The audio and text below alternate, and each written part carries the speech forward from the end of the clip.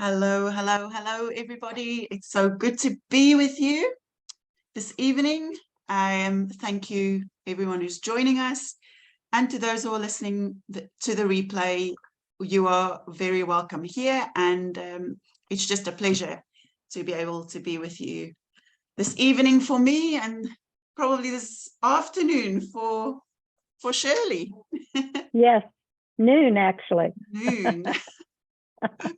Right. Well, I have the pleasure and the joy and the privilege of introducing you to one of the members in our group, actually, but also a very dear friend of mine and a very special friend, Shirley Chancellor. It's so good to have you, Shirley. Shirley is the pastor of Lighthouse Christian Church. She is mom and grandmother and great-grandmother, right? Yes. To beautiful family. And she's also the chief editor for KCN, Kingdom Communicators Network, which is a kind of collaboration of a wonderful group of gals who are helping people with self-publishing their books. And I just couldn't resist an opportunity to speak with Shirley about the editing process. But before we do, I just want to welcome her and say, welcome, Shirley. Thank you. I'm always excited to be here. Anytime I get to visit with you is such a treat. Feeling is mutual. So let's just fall straight into the conversation. In Afrikaans, we have a saying, I don't know if there's one in English that says, I'm just going to fall through the door straight into the conversation or something. Anyway, I like that. Probably doesn't translate very well, but anyway. So we want to chat a little bit about editing. And you have edited many manuscripts, right? So I just want to say as well, so I have worked with 4 different editors. I've written 6 books. You've edited 3 of them. Yes. And I have to say, and I'm not saying this from trying to just I don't know what the right word is. I'm not trying. Yes. I'm not saying this because you're my friend. I'm saying this because I genuinely haven't worked with an editor that is as detailed and as brilliant as you are. It's like you just don't miss a thing. Thank you. It's hard work sometimes getting those manuscripts back, but I love it because, I've had a couple of books that I've read, and it's very difficult to catch all of those mistakes. It is. And then to go back and read that book and kind of see that mistake. I don't know what you guys are like as authors and writers, but it's like that one little thing that just keeps bugging you because, you want the book to be as close to perfection as possible. And it's tough. It's really tough to get it perfectly right. So yeah, you are an awesome editor. So I am so grateful to have you in my life. I appreciate that. The feeling's mutual. So as an editor, what would you say the ideal manuscript looks like when you receive that manuscript? Actually, I forgot to ask you a little bit about your background. I wanted to ask you, what is your background? Because you've got a background in teaching and... Yes. So 30 years in education.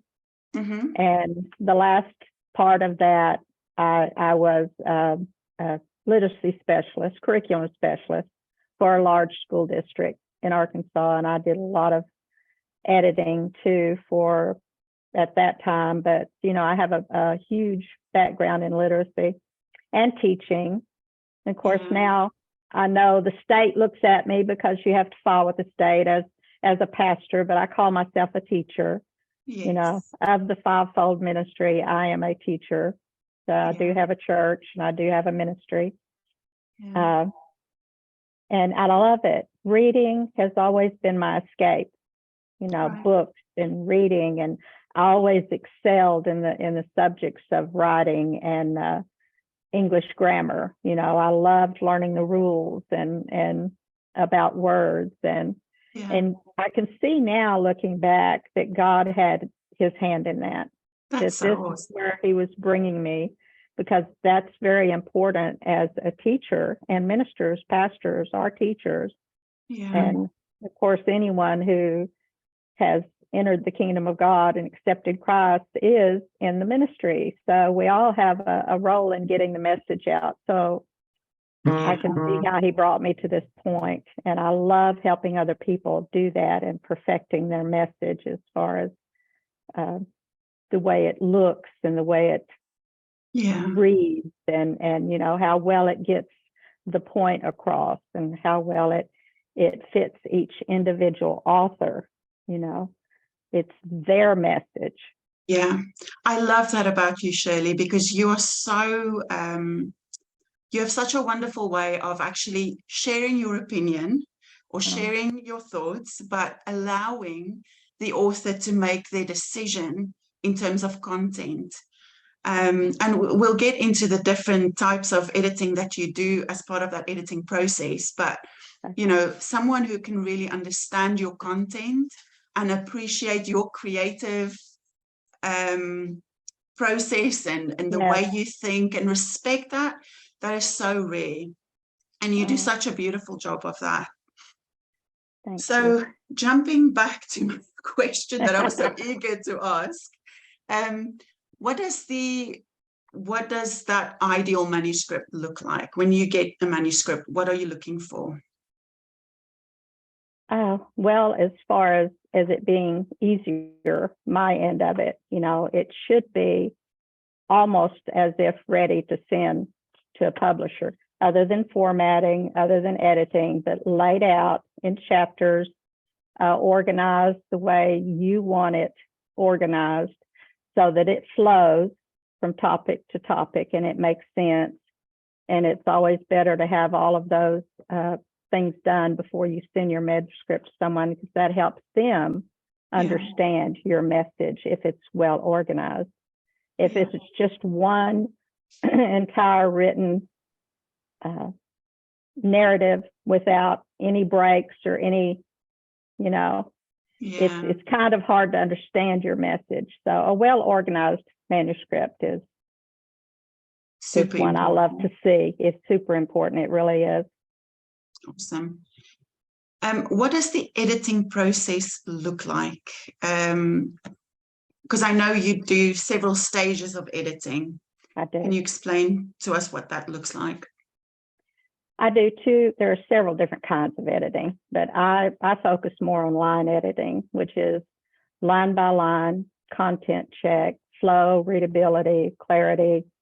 Will this fit better up here in this paragraph? Will it fit better? And then I do copy editing kind of along as I go too, because that was my career. That's my area of expertise as far as grammar, spelling, that sort of thing. So I do both of those. And then after I do editing through the whole manuscript with my eyes only, then I will take it back through another editing process too, actually with two different software programs I use, just to double check myself. Yes. Yeah. And sometimes I agree with them and sometimes I don't, because it depends on the author. It needs to be their voice. Yes. If that's someone who uses ain't in a sentence, but it fits what they're writing about and it fits their voice, I'm not going to correct that, or, I haven't seen that yet. That's just something that flew in my head, but I think what you write should be your voice. Yes, absolutely. Absolutely. So one of the things that I often like to tell people is, do not edit your book as you go, as you write your book. Don't stop and edit. Just let the words flow. You can go back and go and make the changes. It's just very important not to interrupt yourself as you are in that flow. Yes. However, you don't want to send that manuscript in for editing, right? You want to make sure that you go through it with a fine-tooth comb. You get that manuscript as close as you can to perfection before you submit it to editing. It can shave off a lot of time, and we pay for the time, right? We pay for that editing time. So how can we make sure that our manuscript is prepared for editing? Just by doing those things. Go back over it yourself. And what I love to do personally, even my own manuscript, is when I go back and I'm not sure about a section, you know, your software, Word, whatever you use, has a speech element to it. And I will highlight it and let the computer read it back to me. Because sometimes that helps to listen to it, you know, even though it's the computer talking, you can listen to it and you can pick up on, rather than just, because we tend to skim our own work. Yes, that's right. Where if you're editing, you don't skim it. You look at every single word. But we tend to skim our own. And two, one thing they need to be careful about is citations and references. Right. Before you send it for editing, make sure, double check your citations. If you use a bibliography, be sure to check that and make sure that it correlates with wherever you put those little subscript or superscript notations in your manuscript, that they match up, because most editors won't check those. Yeah. From what I've researched, they will for a premium, you know, if you pay extra for that, but make sure that your references, and not only for that reason, but for your own integrity. If people start looking at things and say, well, that's not what that says, you know, it doesn't look too well. I love that that you mentioned the fact that sometimes we know what we mean, right? When we communicate, we know what we mean and we say it a certain way. I'm very blessed with a husband who loves to read my stuff, and he will always correct me. English is not my first language, so I make a lot of mistakes, or I have a way of explaining something and he'll just go, that actually doesn't make sense. You know, you've got to rewrite this, or you've got to rewrite that. So I think having someone as well to proofread and to help you before you send it to editing, I would highly suggest having someone else put their eyes over the content as well. So just on the topic of, we mentioned that editing takes time, and time is money. Like, how much do editors normally charge for their service? And I think it's just important to mention this because, you know, one of the things that I think I wasn't prepared for starting out was actually having a budget to fund my call to write, right? So setting some money aside, so when you come up to actually finishing your manuscript, that you can take the next step for editing. You know, I did a lot of research on that when I started to edit professionally, because when I did it earlier, I just did it, you know, as my profession. I did it as to help teachers, you know, get higher degrees or whatever, and I never charged for it. So I had to really research that, and it varied. I mean, it varied hugely across the board, but none of them are inexpensive. I think editing is probably, other than what publisher you use. Of course, we help people self-publish, which is very much more inexpensive. But depending on what publisher you use, editing is really the most expensive thing that you will have done. And I think it's the one area you do not want to skimp on. You want to make sure that it is very well edited. It can really tarnish your credibility as an author if you don't get that book professionally edited. Because I've picked up books and read them in the past, not in a long time, but I had trouble following. I had trouble following what they were trying to tell me. And there were times that I never finished that book, you know, so it's very important that you have someone that will not only help you make sure spelling and grammar are correct, that's really the least of it, but that you're clear in your message, and it's very readable and it flows. And one thing I judge about myself, if I have to back up and read something 2 or 3 times to try to figure out what they're saying, then I know there's a problem here. Yes. Because if I have to back up and read it to get their point, that's when I go into making suggestions for rewording, or you know, clarifying the message a little more. Sorry, I've just noticed the dog's just running into the door. Oh, I love it. We have fur babies too. Right.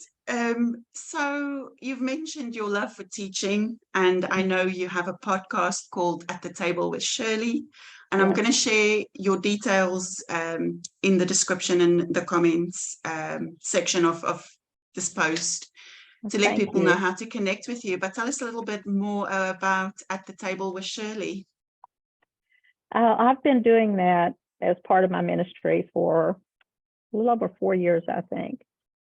Quite a while, and I had someone speak a word over me during an interview one time years ago. Yeah, it was actually Chrissy Nelson. You know her very well, dear friend of ours. Yes, but she was interviewing, first time I really met her, and at the end of the interview, she said, "You know, the Lord is just showing me something that you'll be doing. It's kind of like At the Table with Shirley."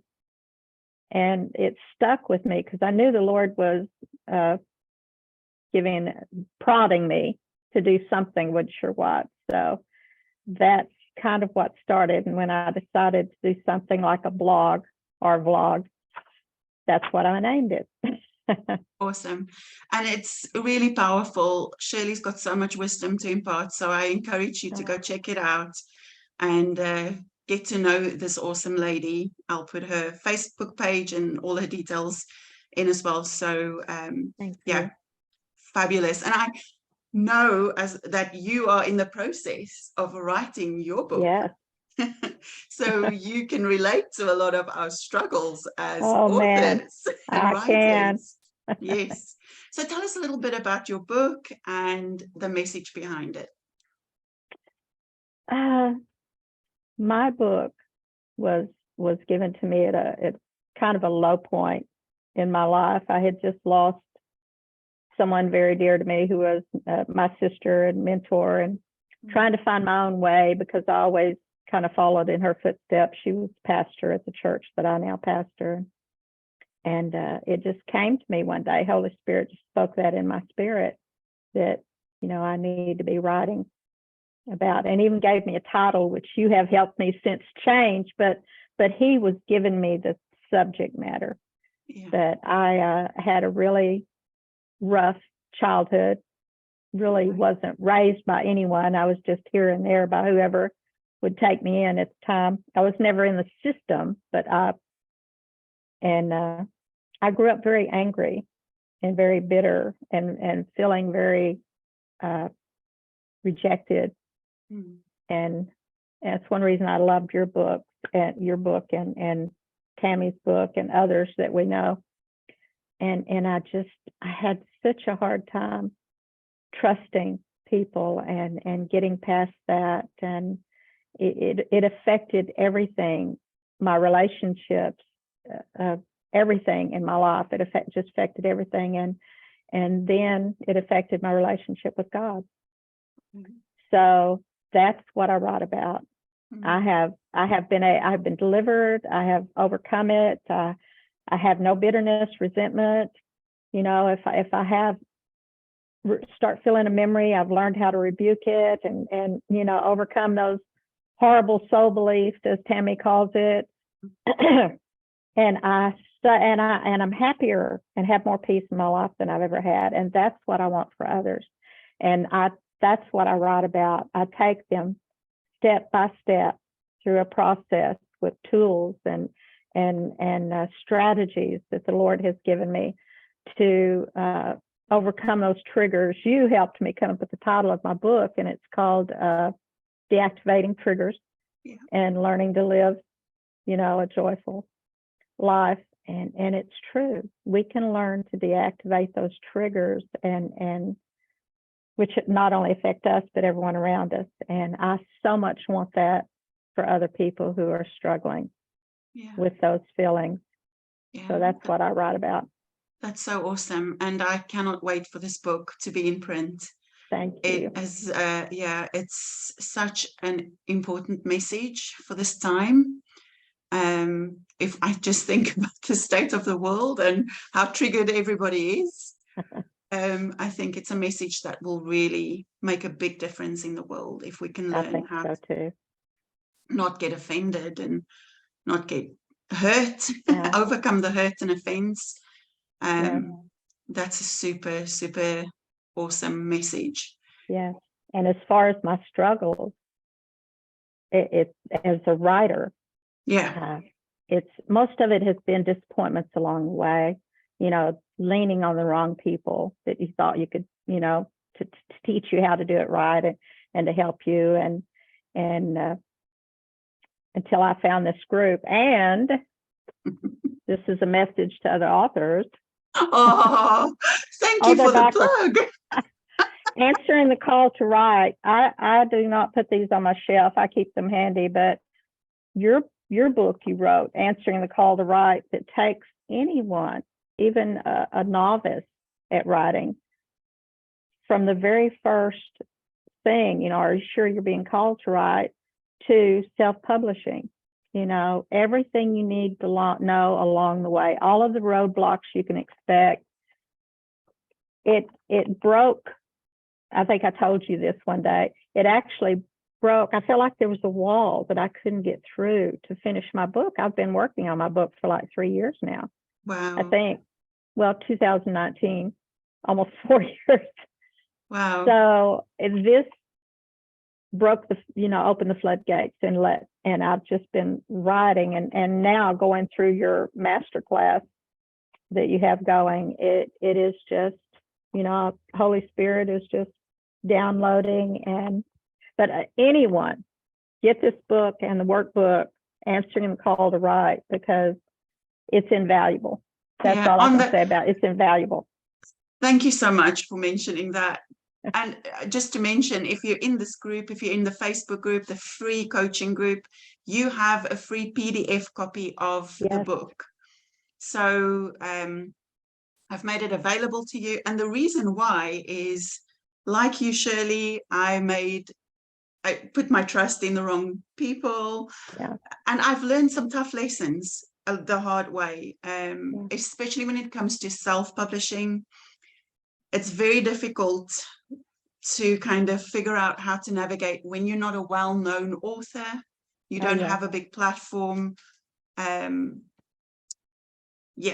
There's a lot of tough lessons to learn along the way. So I wanted to give people something to just help them navigate and know what to expect, because I think if I knew what to expect, if I had known what to expect, then the disappointments wouldn't have been so big, because if you don't prepare your heart for the journey, it gets very discouraging at times. And there were many moments where I felt like throwing the towel in.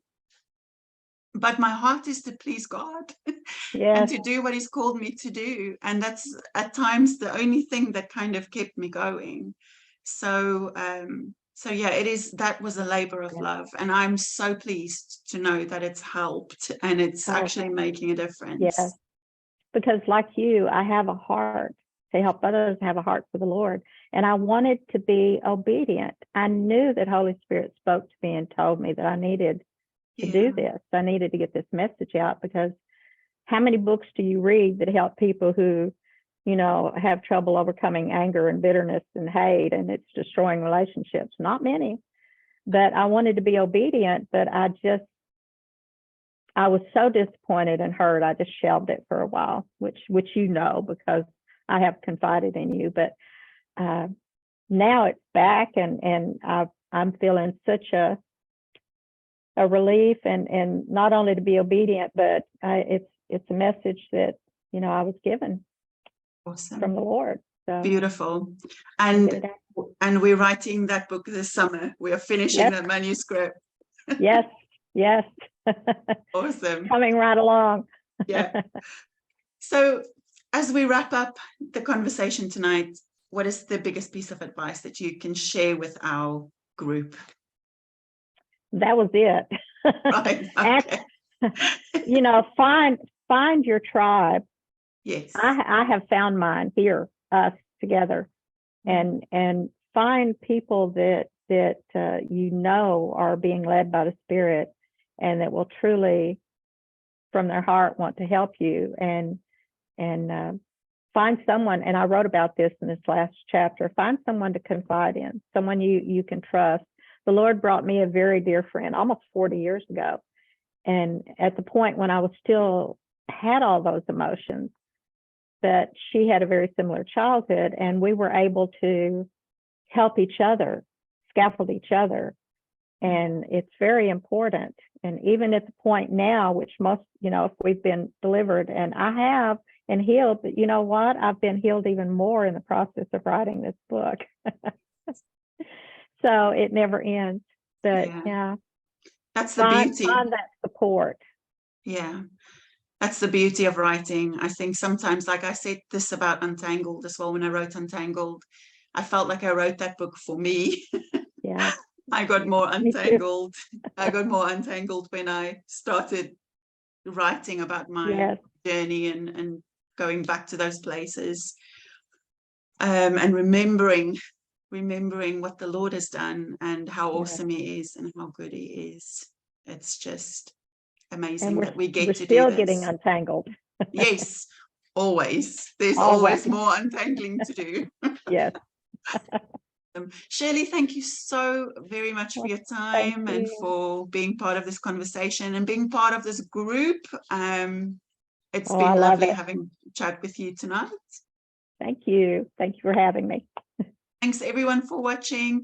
And if you have any questions about editing or about the publishing process or about writing your book, please feel free to comment and ask those questions. We can always come back and answer some of those questions. That'd be wonderful. Yes. Have a beautiful evening, everyone. Bye. Bye.